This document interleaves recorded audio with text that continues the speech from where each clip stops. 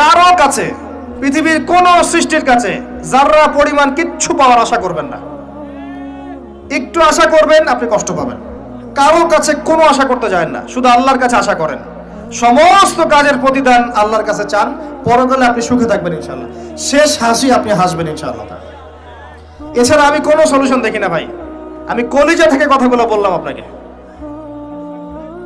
আর যে কথা কলিজা থেকে বের হয় সেই কথা আপনার কলিজার মধ্যে আঘাত করবে ইনশাআল্লাহ। সব কাজ শুধু আল্লাহর জন্য করেন, কেউ আপনার আপন না। আল্লাহ ছাড়া কেউ আপনার আপন নয়। আপনি ভুল করবেন যদি আপনি অন্য কাউকে আপন মনে করেন। আপনার পলিটিক্যাল লিডার, আপনার প্রশাসনের স্যার, আপনার পরিবারের স্ত্রী, আপনার সন্তান, হাবি হাবি যা যা আছে, যদি মনে করেন আমার আপনজন, আপনি ভুল করবেন। সবাই সবার স্বার্থ চেনে, সবাই সবার স্বার্থ চেনে। শুধু আল্লাহ আপনাকে নিঃস্বার্থভাবে ভালোবাসেন, আল্লাহ পাক স্বার্থ চান না। সারাটা জীবন পাপ করে থাকলেও একটা বার দাঁড়িয়ে খালি বলেন আল্লাহ আস্তাগফিরুল্লাহ ওয়া আতুবু ইলাইহি। মন থেকে বলেন আল্লাহ আমি ভুল করেছি, আল্লাহ আমাকে মাফ করে দাও। এক মুহূর্তের মধ্যে আল্লাহ পাক আপনার সমস্ত গুনাহগুলোকে নেকিতে পরিবর্তন করে দিবেন ইনশাআল্লাহ। আল্লাহ ছাড়া কেউ নাই আপন। আল্লাহর জন্য খালেস করে ফেলেন নিজেকে, তার দ্বীনের জন্য চেষ্টা করেন। তার দ্বীন আজকে অবহেলিত, তার দ্বীন আজকে অপদস্থ। সারা বিশ্বের বুকে আজকে মুসলিমরা নির্যাতিত, নিপীড়িত। দ্বীনকে এগিয়ে নেওয়ার জন্য কিছু করেন। আপনার ক্ষুদ্র ক্ষুদ্র প্রচেষ্টা ইনশাআল্লাহ আগামী দিন ইসলামের বড় বিজয় নিয়ে আসবে।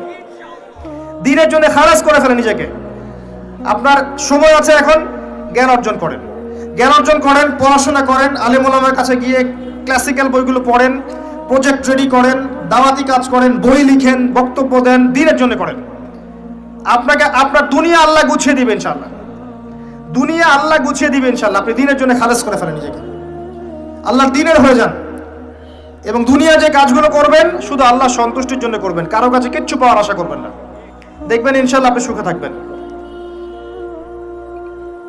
একটা পর্যায়ে গিয়ে নূহ আলাইহিস সালামকে বলতে হয়েছে রব্বি আন্নী মাগলুবুন ফান্তাসির। আল্লাহ 950 বছর দাওয়াত দিলাম, মানুষ কথা শোনে না, মানুষ শোনেই না।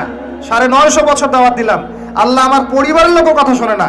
আল্লাহ আমি পরাজিত, তুমি আমাকে সাহায্য করো। একটা পর্যায়ে গিয়ে লূত আলাইহিস সালামকেও তার স্ত্রী সন্তান ছেড়ে চলে যেতে হলো। একটা পর্যায়ে গিয়ে ইব্রাহিম আলাইহিস সালামকে তার বাবাকে ছেড়ে চলে যেতে হলো। একটা পর্যায়ে গিয়ে আসহাবুল কাহফকে সমাজ থেকে চলে যেতে হলো দূরে। একটা পর্যায়ে গিয়ে মুহাম্মদ সাল্লাল্লাহু আলাইহি ওয়াসাল্লামকে হিজরত করে চলে যেতে হলো, সাথে কেউ ছিল না। আল্লাহর জন্য ভালোবাসা, আল্লাহর জন্যই বিচ্ছেদ। ইতিহাস তাদেরকে ভুলে যায় নাই। তো একটা পর্যায়ে গিয়ে মানুষ যখন আর পারে না, তখন প্রয়োজনে একা আল্লাহকে নিয়ে থাকতে হয়। এটাই আল্লাহ পাকের মারিফতের সর্বোচ্চ লেভেল। আল্লাহকে নিয়ে থাকেন, ইনশাআল্লাহ আপনি ভালো থাকবেন। রাসূলকে নিয়ে থাকেন, ভালো থাকবেন। তার সুন্নাহকে নিয়ে থাকেন, ভালো থাকবেন। তার দ্বীনকে নিয়ে থাকেন, দ্বীনের জ্ঞান অর্জন করেন, দ্বীনটাকে প্রচার করার চেষ্টা করেন, দ্বীনটাকে প্রতিষ্ঠা করার চেষ্টা করেন। দ্বীন প্রতিষ্ঠা করলে কারো কোনো ক্ষতি হবে না।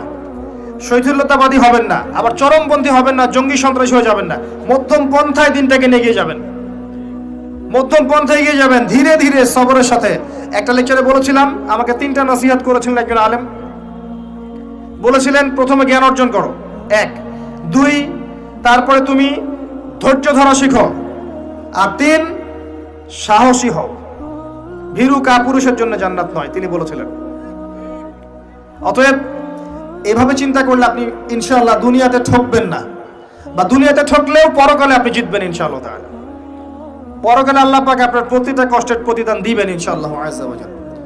আসুন আমরা সবাই যার যার জায়গা থেকে আল্লাহর হয়ে যাই, আল্লাহর জন্য নিজেকে খালেস করে দিই। আর আল্লাহর ভালোবাসা পেতে চাইলে তার রাসূলকে তার রাসূলের আনুগত্য করতে হবে, তার সুন্নাহ মাফিক চলতে হবে।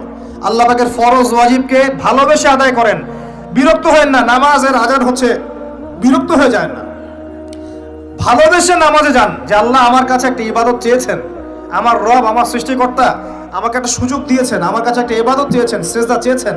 আল্লাহ আমার কাছে কি আর চেয়েছেন? তাওহীদ চেয়েছেন, সুন্নত চেয়েছেন, হালাল খাই এতটুকু চেয়েছেন, সাধ্যমতো দিনের খেদমত এটা চেয়েছেন। আল্লাহ পাক আমার জন্য জান্নাত রেখেছেন, আমি আল্লাহর জন্য করব না? আল্লাহ পাকের কাজগুলো ভালোবেসে করেন, আল্লাহ পাকে কাছে পাবেন ইনশাআল্লাহ তাআলা। দেখবেন যদি আপনি আল্লাহর হয়ে যান, আপনি মনে মনে কিছু চাইবেন, হাত উঠিয়ে চাওয়ার আগে আপনার সামনে আল্লাহ পাক সেটা হাজির করে দিবেন ইনশাআল্লাহ। বিশ্বাস হচ্ছে না আপনার কথা, আমার কথা? আমার জীবনে শত শতবার এই ঘটনা ঘটেছে। মনে মনে চিন্তা করছি যে এটা দরকার, এটা হলে ভালো হতো, এমনকি এমনও চিন্তা করছি এটা খেতে ইচ্ছা করছে, সামনে গিয়ে দেখে হাজির। একটা কথা মিথ্যা বানিয়ে বলছি না, আল্লাহর কসম। এমনও হয়েছে যে আমি মনে মনে চিন্তা করেছি যে এটা খেতে ইচ্ছা করছে, খেতে পারলে ভালো লাগতো। যেখানে গিয়েছি দেখি সেই বাড়ির মালিক সেটা সার্ভ করেছে। এমন একটা ঘটনা আপনাকে বলি যে আমি এক জায়গায় যাচ্ছি,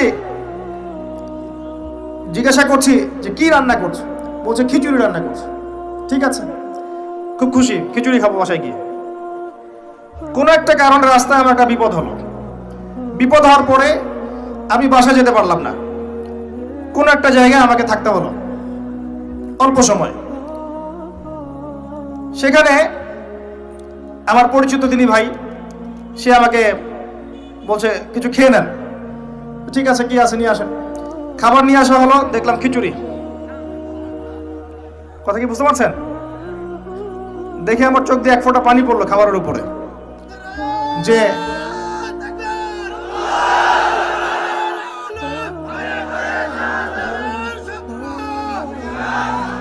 দাঁড়ান, আল্লাহ পাক এতই কাছে, এতই কাছে। যদি আপনি আল্লাহর হয়ে যান, আল্লাহর জন্য খালেস করে ফেলেন নিজেকে, আপনি দেখবেন আপনি যা চাচ্ছেন আল্লাহ পাক আপনার মনের কথা শুনে নেবেন, আপনার সামনে হাজির করে দিবেন ইনশাআল্লাহ।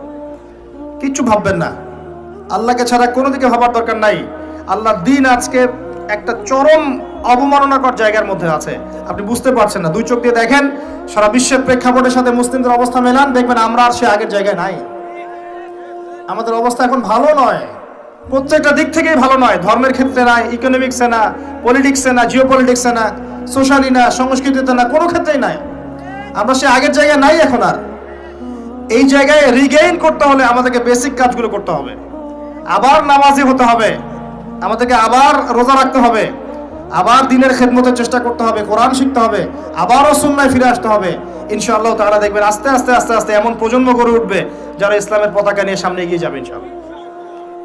আসেন, আপনাকে আমি পারিবারিক বিষয়গুলো আর বেশি বলতে চাচ্ছি না আজকে। আর একদিন ইনশাআল্লাহ আমি টোটাল লেকচারটাই আদর্শ ইসলামিক পরিবার এবং সমকালীন ফিতনাগুলোর উপর দিব ইনশাআল্লাহ। সামনে যান, ফিতনা আপনার অর্থনীতির মধ্যেও আছে। খুব কম মানুষ আছে আমাদের এখানে যারা অর্থনৈতিক জীবনে হালাল খাচ্ছে, ম্যাক্সিমাম সুদ খাচ্ছে। অনেকেই ঘুষ খাচ্ছি আমরা, অনেকেই দুর্নীতি করছি, অনেকে ঠকবাজি করছি, অনেকে মানুষের হক নষ্ট করছি না? কারো রিজিকে যদি একটা টাকা এরকম হারাম চলে আসে, এই রিজিক দিয়ে আল্লাহর ইবাদত করলে ইবাদত কবুল হবে না। খুব সাবধান। নবীজি আগেই বলেছিলেন সাল্লাল্লাহু আলাইহি ওয়াসাল্লাম, যে সুদ খায়, যে সুদ দেয়, যে সাক্ষী থাকে, যে লিখে রাখে, সবাই সমান অপরাধী। দিব্যি আমরা খাচ্ছি। নবীজি বলেছিলেন সাল্লাল্লাহু আলাইহি ওয়াসাল্লাম, যেটা মায়ের সাথে জেনা করার মতো অপরাধ এবং আল্লাহ এবং তার রাসূলের সাথে যুদ্ধ করার মতো অপরাধ, দিব্যি আমরা খাচ্ছি, দিব্যি খাচ্ছি, পরোয়াই নাই কোনো। এক দিরহাম সুদ খেলে নবীজি বলেছেন সাল্লাল্লাহু আলাইহি ওয়াসাল্লাম 36 বার জেনার পাপ হয়, 36 বার। দিব্যি খাচ্ছে, কোনো পরোয়া নাই। তবে আলহামদুলিল্লাহ এখন এই কথাগুলো শুনে অনেক মানুষ সুদি কারবার থেকে সরে এসেছেন, আমি জানি। আমি দোয়া করি মন থেকে আল্লাহ পাক তাদেরকে বেহিসাব রিজিক দান করুন। রিজিকের মালিক কে ভাই? আমি যদি মনে করি যে আমি সুদি কারবার না ছাড়লে আমার রিজিক কমে যাবে, তাহলে আমি মনে করছি রিজিকের মালিক আমি নিজেই, তাই নয় কি? আল্লাহর উপর তাওয়াক্কুল করে ছেড়ে দিয়ে দেখেন, আল্লাহ পাক আপনার জন্য আসমান জমিনের বরকতের দরজা খুলে দেবেন ইনশাআল্লাহ। বিশ্বাস করছেন না আমার কথা? রিজিক কার হাতে? সমুদ্রের নিচে কোটি কোটি মাখলুক আছে, কে খাওয়ায়? এই জমিনের উপরে কোটি কোটি কীটপতঙ্গ আছে, কে খাওয়ায়? আপনি কি 10টা হাতির দায়িত্ব নিতে পারবেন? এই শত শত হাতিকে কে খাওয়ায়? গবাদি পশুকে কে খাওয়ায়? জীবজন্তুকে কে খাওয়ায়? এই পৃথিবীতে কোনো মানুষ না খেয়ে মারা যেত না যদি তারা আল্লাহর বিধান অনুযায়ী অর্থনৈতিক জীবন পরিচালিত করত। যদি ওরা সুদ না খেত, সুদ খাওয়ার পর রিজিক কমে গেছে, আর তারা যদি যাকাতটা ঠিক মতো দিত, তাহলে দেখতেন দারিদ্রতা বলে কিছু থাকতো না। ধনী গরিব থাকতো, কিন্তু সবাই একটা সাম্যাবস্থায় থাকতো, কেউ একেবারে নিষ্পেষিত হতো না। কারণ যাকাত এবং ব্যবসার মধ্য দিয়ে টাকা পয়সা ঘুরতে থাকে, এক হাত থেকে আর এক হাতে যেতে থাকে। আর রিবার মধ্য দিয়ে টাকা পয়সা এক শ্রেণীর মানুষের হাতে চলে যায়, ধনীদের হাতে চলে যায়, আর গরিবরা আস্তে আস্তে দারিদ্রতার অতল তলে যেতে থাকে। আপনার অর্থনৈতিক জীবন ঠিক নাই, দেখবেন এখানে ফিতনার শেষ নাই। অন্যদিকে আসেন, আপনি সামাজিকভাবে দেখেন, সামাজিক জীবনে ফিতনার শেষ নাই। খেয়াল করে দেখেন, আত্মীয়তার সম্পর্কগুলো নষ্ট হয়ে যাচ্ছে। খেয়াল করে দেখেন, এখন টাকার জন্য সন্তান বাবাকে হত্যা করে, সন্তান মাকে হত্যা করে, ভাই ভাইকে হত্যা করে, বোন বোনকেও হত্যা করছে। প্রতিবেশীর হক আমরা দিতে পারছি না, আত্মীয়তার হক দিতে পারছি না, জমি নিয়ে দ্বন্দ্ব, বাড়ির সীমানা নিয়ে দ্বন্দ্ব, ব্যবসা নিয়ে দ্বন্দ্ব, দ্বন্দ্বের শেষ নাই। এটা সোশ্যাল জীবনে হচ্ছে। আবার ইকোনমিক সেকশনে এমনও হচ্ছে, ব্যবসা করছি হালাল মনে করে, এখানে সুযোগ বুঝে সিন্ডিকেট করছি, মজুতদারি করছি, ইচ্ছা করে দাম বাড়িয়ে দিচ্ছি, মানুষকে বিব্রত করছি, গভর্নমেন্টকে বিব্রত করছি। এগুলো আমরা কৃত্রিম সংকট তৈরি করছি, মাপে কম দিচ্ছি, ব্যবসা করছি মাপে কম দিচ্ছি। অমুসলিম ব্যবসা করছে, মাপে সঠিক দিচ্ছে। অমুসলিম ব্যবসা করছে, মাপে সঠিক দিচ্ছে। অমুসলিম ব্যবসায়ী সিন্ডিকেট করছে না। একজন হিন্দু ব্যবসায়ী, আল্লাহ পাক তাকে হেদায়েত করুক, সে মাপে কম দিচ্ছে না, সিন্ডিকেট করছে না, কৃত্রিম সংকট তৈরি করছে না, মুসলিমরা করছে। রমজান মাসকে কেন্দ্র করে মুসলিমরা ব্যবসা করে নিচ্ছে, সুবহানাল্লাহ। আর মানুষ সামান্য নিত্য প্রয়োজনীয় দ্রব্যের জন্য ট্রাকের পিছনে দৌড় দিচ্ছে। কি একটা দৃশ্য, সুবহানাল্লাহ। এর ফলাফল আপনি পাবেন, মানুষের হক নষ্ট করার ফলাফল পাবেন। কিয়ামতের মাঠে এর বিচার না করে আল্লাহ পাক ছাড়বেন।